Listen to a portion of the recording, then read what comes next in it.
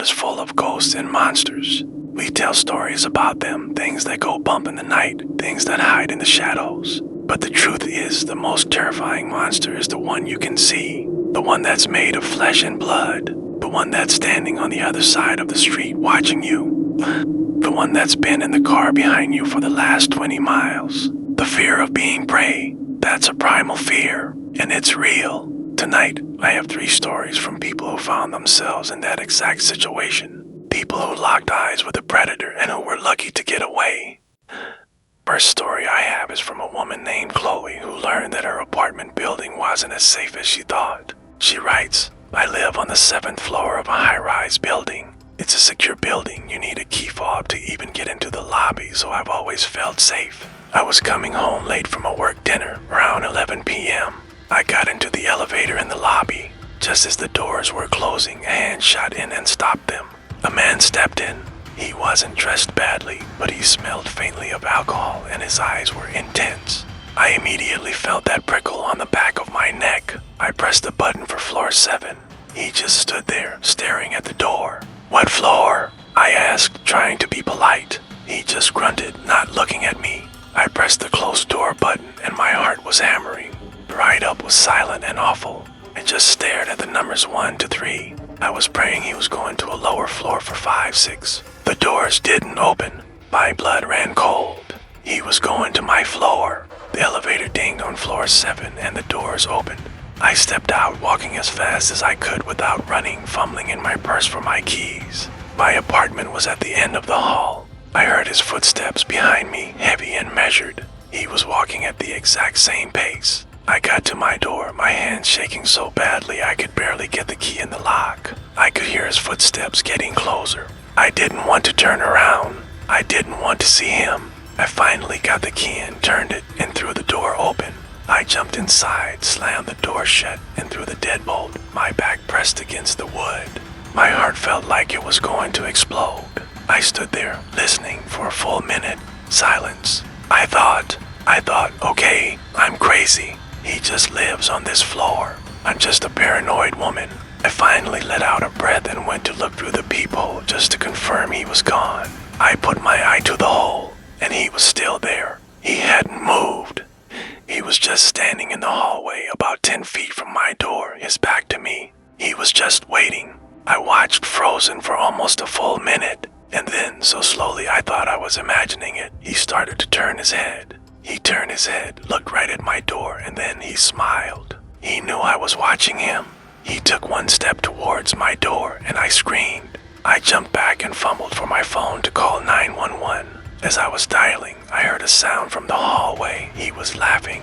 A low, quiet laugh, and then I heard his footsteps walking away back toward the elevator. The police came. They found no one. They said he was probably just a drunk resident who forgot his key. But I know what I saw. He wasn't drunk. He was waiting. The next day, I found a small, greasy fingerprint on the outside of my peephole right where as I would have been.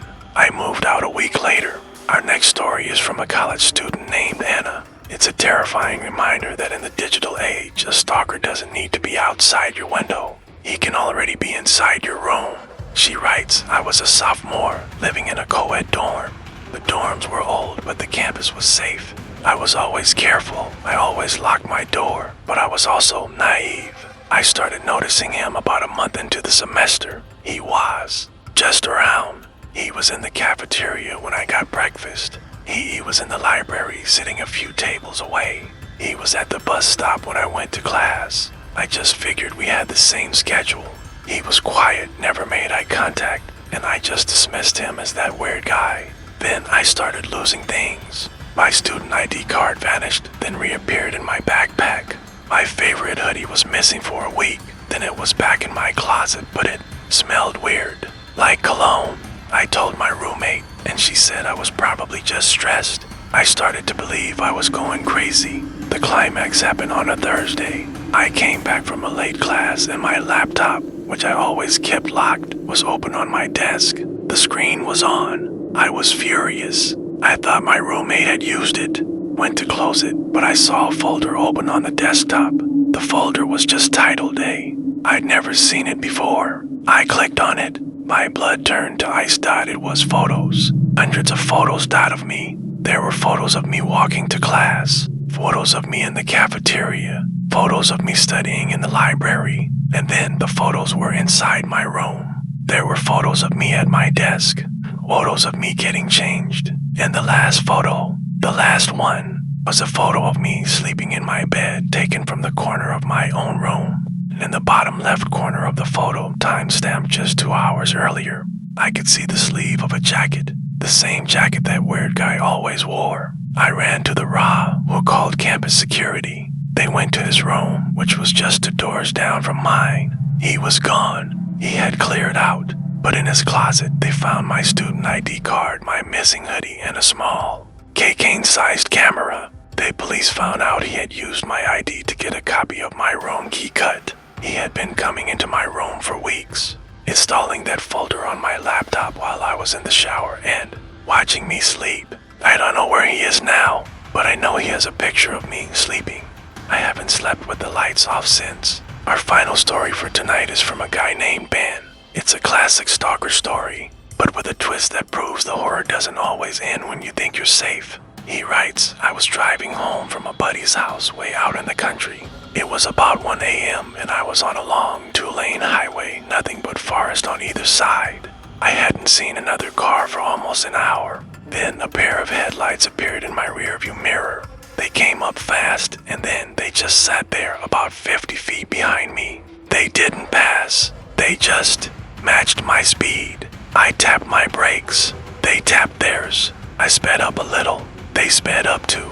Okay, my heart started to pound. This is the stuff you see in movies. I told myself not to panic. Maybe they were just nervous. Maybe they didn't want to pass.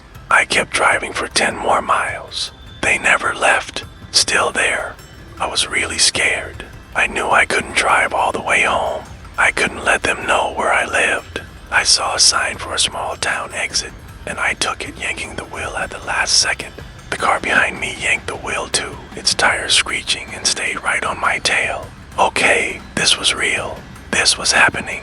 I was in a town I didn't know, driving down dark residential streets, and this truck, it was a big, black truck, was glued to my bumper. I saw a lighted sign up ahead, a police station.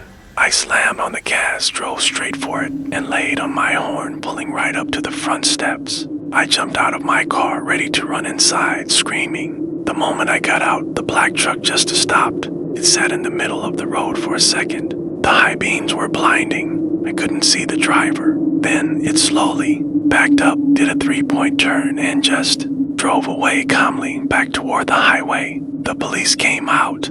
I told them what happened. They said I did the right thing. They said it was probably just some local kids trying to scare someone. They told me to wait a few minutes and then head home, that I'd be fine. I waited for almost half an hour, my hands shaking, before I finally got back in my car and drove the rest of the way home, watching my rearview mirror the entire time.